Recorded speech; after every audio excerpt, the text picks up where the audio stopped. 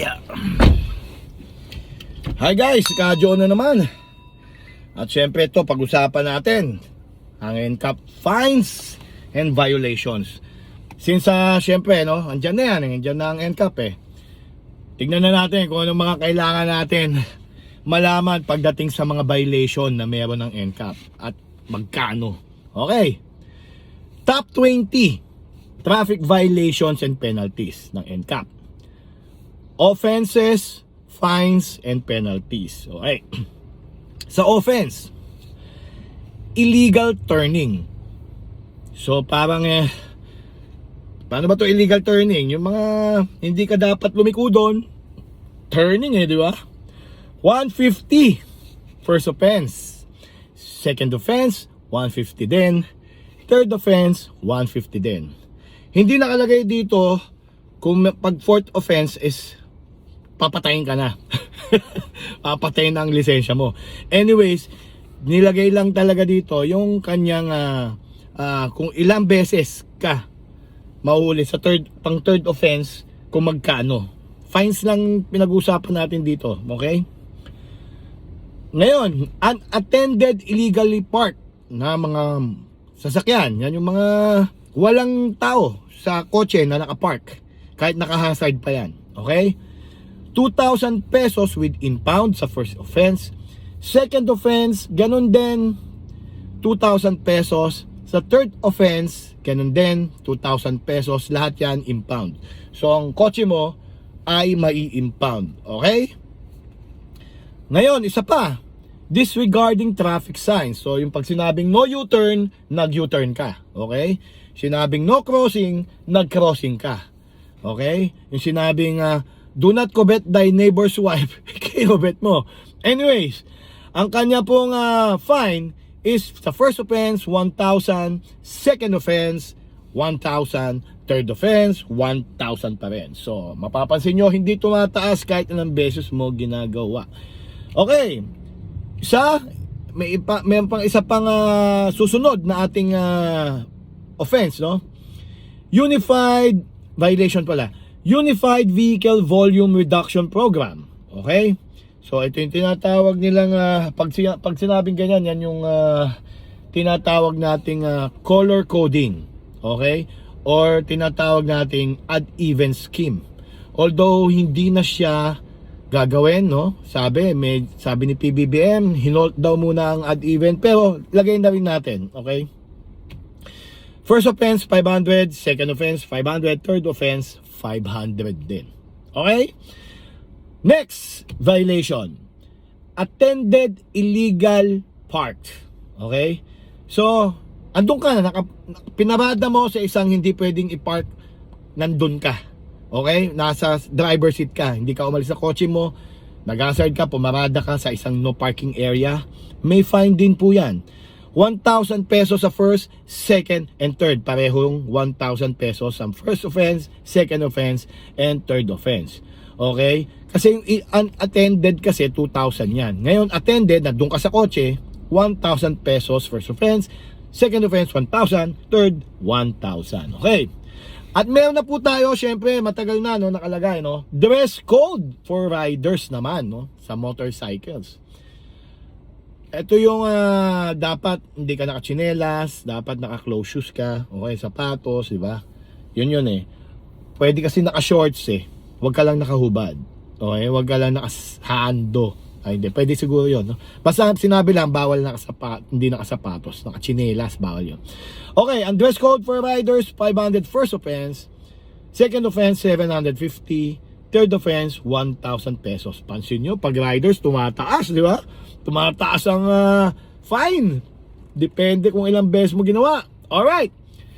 Next violation, obstruction. Yan yung nasa yung yellow box ka, o kaya tinakpan mo yung tinatawag na pedestrian lane, or basta nag-obstruct ka ng isang daan. Okay? Ng isang dadaanan, no? Mga sasakyan. First offense, 1,000 pesos. Second offense, 1,000 pesos pa din. Third offense, 1,000 pesos. Next violation, failure to give proper signal. So hindi ka nag-signal, no? Bigla kang lumiko. May ganun pala, no? Okay, ang first offense is 150, second offense is 150, third offense is 150. Okay. So gamit po tayo ng tamang signal lights. Kung saan tayo liliko, kung kakaliwa, huwag kakanan. Alright. Stalled vehicle. Stalled, when you say stalled, hindi gumagalaw ang iyong sasakyan. Stalled eh. It's either sira na yan, no? Or nasiraan ka doon sa kalye, sa EDSA, kung sa may NCAP, no? Or whatever the reason is bakit ka stalled, is ang first offense 200 pesos, second offense 200 pesos, and third offense 200 pesos. Yun. So next violation, no driver's uniform. Siguro ito sa mga public utility to, no? May mga driver's uniform na po tayo. First offense is 100 pesos, second offense is 100 pesos, and of course the third offense is 100 pesos. Next violation, failure to carry show surrender driver's license. So wala kang dalang lisensya or hindi mo binibigay doon sa humuli sa'yo. Parang ano nga lang to? Parang failure to surrender driver's license lang. So ibig sabihin wala kang dala. Okay. Ang first offense is 150, second offense is 150, third offense is 150. Next violation, failure to use seatbelt. So, siyempre, sa mga four wheels to, ba't ka naman magsi-seatbelt sa motor, di ba? Anyways, failure to use seatbelt, first offense, 1,000. Second, 2,000. Third offense, 5,000 pesos plus 1 week suspension. Wow. Ayop, no? Sa third offense mo, sa first is 1,000, second is 2,000.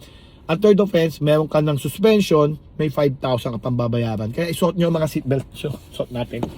Baka mamaya, kahit nagbibideo lang ako dito sa top ng kotse, mga 5,000 tayo. Alright! Next violation, loading, unloading in prohibited zone. Marami mga jeep niyan, no? At syempre, mga private cars din, no? Okay, magkano? First offense, 1,000. Second offense, 1,000. And third offense, 1K. So, 1,000 pesos sa lahat. Alright? Next violation, driving in sleepers. Ito po, yung, di ba, naalala nyo yung nangyari sa NAIA. Yung nakasagasa, no, na aksidente, nakachinelas kasi si Manong. So, bawal po ang nakachinelas habang nagmamaneho ng sasakyan. Magkano offense? Pag nahuli ka, 100 pesos first offense, second offense 100, third offense 100 pesos. So wag niyo na pong ilabas yung mga paa nyo na parang painante habang nagmamaneho. Alright, yun po yun. Alright, next violation is defective motor vehicle accessories. Yan, mga siguro kulang ang iyong side mirror, ganyan, or sira yung iyong headlight or tail light. Okay. First offense, 1,000 pesos. Second offense is 1,000 pesos. Third offense is 1,000 pesos. Next violation is no crash helmet. Yan po yung helmet para sa ating po mga motorcycle riders. First offense, 1,500 pesos. Second offense, 3,000 pesos. Third offense, 5,000 pesos. May fourth offense, 10,000 pesos with confiscation ng driver's license. But parang sobrang laki naman ata pag sa motor. Kayo nagalit kayo sa mga motorcycle riders, rock and roll. Sige. Violation na, again, another violation, reckless driving. Ito yung mga kamote na tinatawag. Reckless, it means makaka-aksidente ka sa pagmamaneho mo. Okay? First offense, 1,000. Second offense with seminar, 1,000. Third offense with seminar, 2,000 pesos. Okay, next violation. Okay? Tricycle ban. Ito, kailan lang may na-aksidente, mga bossing, no? Namatay yung sakay, no? Kasi nasa gitna nasa fast lane yung tricycle, bigla siyang lumihis sa kanan, tinamaan siya ng kotse na overtake sa kanya sa kanan. So, dahil doon tumama siya sa kasalubong na truck, kawawa naman yung driver ng truck na kulong pa. At kawawa rin yung nakasakay sa tricycle na pasahero namatay. Anyways, ito yun, no? Kaya kayo mga tricycle dyan, pag-ban kayo sa isang linya, huwag kayo doon. O sa isang kalsada, huwag kayo doon. Okay, first offense, 500. Second offense, 500. Third offense, 500 din. Okay, sa track lane naman, ito yung dapat yung mga truck nasa lane nyo. Okay? Truck, bus, ganyan. Pag nahuli ka na wala ka sa lane mo, is 2,000 ang first offense, 2,000 ang second offense, third offense is 2,000 pesos. Okay. Ngayon, may tinatawag din na storage fee, no? Hindi ko alam to, pero babanggipin ko na rin. Ano ba to storage fee na to, no? Ano store mo? Whatever. 80 pesos a day, first offense. 80 pesos per day, second offense. Third offense, 80 pesos din a day. Siguro to pagka yung mga sasakyan na tow at nalagay na sa impound lot. Okay?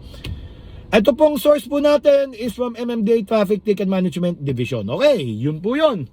So, makatarungan po ba? May naitaong parang hindi, mas mataas sa mga riders, di ba? Anyways, kung hindi money making yan, yung lintik na NCAP na yan, kung purely is to have a safer and to have a more tinatawag dito smoother traffic, di dapat ang mga ginagawang violation, di ba?